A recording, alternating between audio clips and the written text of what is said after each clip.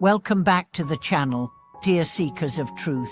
Today we are going to peel back the veil on one of the most misunderstood aspects of spiritual life, the belief that if we just do enough good deeds, chant enough mantras, or offer enough incense, the universe will reward us with health, wealth, or relationship success. Have you ever found yourself thinking, I've donated, I've prayed, I've helped others, why hasn't my life improved? Have you ever felt disappointed when blessings didn't flow despite your devotion? If so, you are not alone.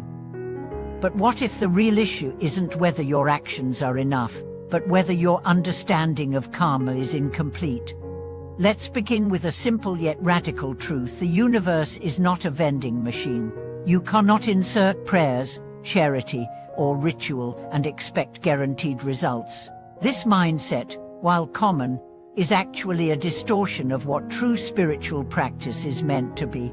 In fact, it reduces the sacred into a transaction, and when we treat spirituality like a contract, we strip it of its transformative power. This belief that good deeds guarantee good outcomes is rooted in a very material interpretation of karma. People think, if I'm kind, I should receive kindness. If I give, I should receive.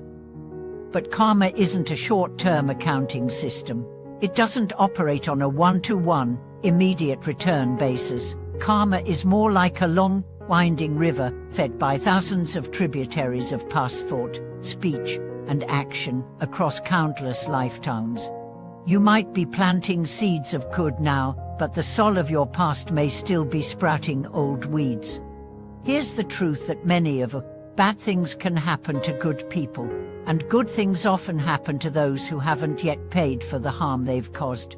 Karma isn't about fairness in the moment. It's about restoring balance across time. Just because you light a candle today doesn't mean the darkness accumulated over decades or lifetimes disappears instantly. So then, why practice at all?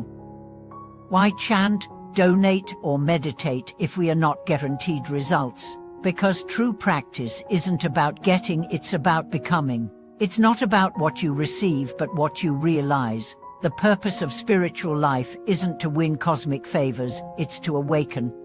Imagine someone gives money to charity only because they believe it will bring them financial success.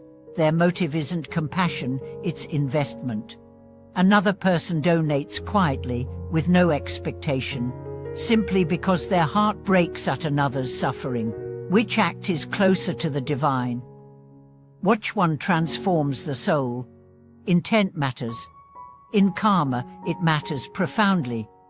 Two people can do the same deed, but the inner motive behind the action determines the energetic weight it carries. When you help someone from genuine love, the ripple effect it generates is very different from when you help out of obligation or hidden agendas. Let's consider this. If you only practice kindness when you think it will benefit you, what happens when it doesn't? You stop being kind. That's conditional compassion. That's not spirituality, that's manipulation dressed in devotion. There's a powerful story from a devoted practitioner who, after years of diligent chanting, found her life unraveling. Her job became unstable, her marriage grew cold, and illness struck her family. She became bitter. "Why isn't my practice working?" she asked. But a wise teacher replied, "Your practice isn't to fix your life. It's to fix your view of life." And that was the key. She had been chanting to change the outside world, but real practice is meant to change the inside. Once she stopped trying to trade mantras for miracles and started using them to transform her heart, everything shifted. Not immediately, not magically, but her relationship with pain, fear, and uncertainty evolved. And that inner shift opened the doors to new utter possibilities. The Buddha never promised us that belief or ritual would spare us from suffering. He promised us that through awareness, we could transcend the root causes of suffering, our attachments, our illusions, our craving for life to be different than it is. This is the true power of karma, not as a system of reward and punishment, but as a mirror. Karma doesn't reward us, it reflects us. It shows us where we are still caught, where we are still unfree, and through that reflection, we have the chance to choose differently. So instead of thinking, I've done so much good, where's my reward? Try asking, am I becoming more loving, more forgiving, more awake? That's the true measure of spiritual success. This doesn't mean you stop doing good. Quite the opposite. Do more good, serve more, love more.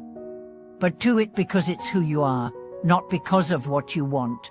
True generosity asks for nothing. Real devotion isn't a contract, it's an expression of the heart. There's a beautiful verse in ancient scripture that says, "The greatest offering is the offering of truth." What is that truth? That we are all interconnected. That every act of love uplifts the whole. That your inner peace contributes to world peace. That when you awaken to your true nature, you uplift countless beings, even if no one sees it, even if no one thanks you. Let go of the bargain mindset.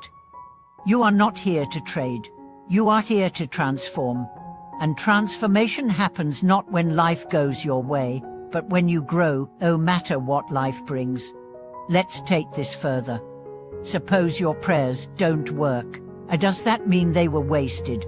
Oh, every sincere prayer, every moment of stillness, every act of compassion leaves an imprint, not just on the world, but on your soul.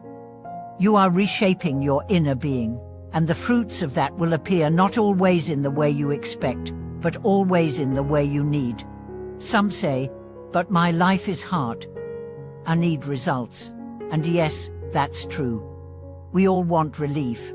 But consider this, sometimes the result you need most is patience, or clarity, or resilience. And sometimes, what looks like delay is actually divine timing preparing you for something far greater than what you were asking for.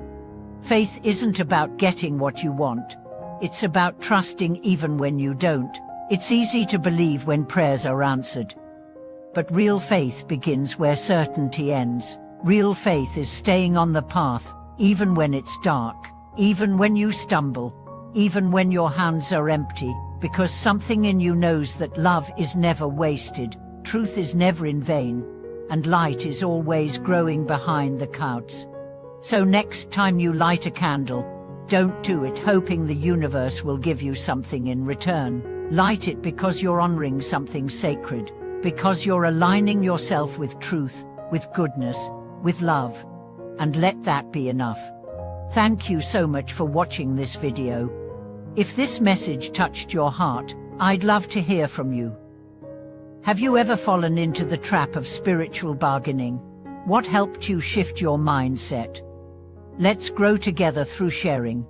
And of course, if you found this video valuable, don't forget to subscribe, hit the like button, and leave a comment below. Your presence and support help this community flourish. Until next time, keep walking your path with courage, love, and truth. Thank you for watching this video.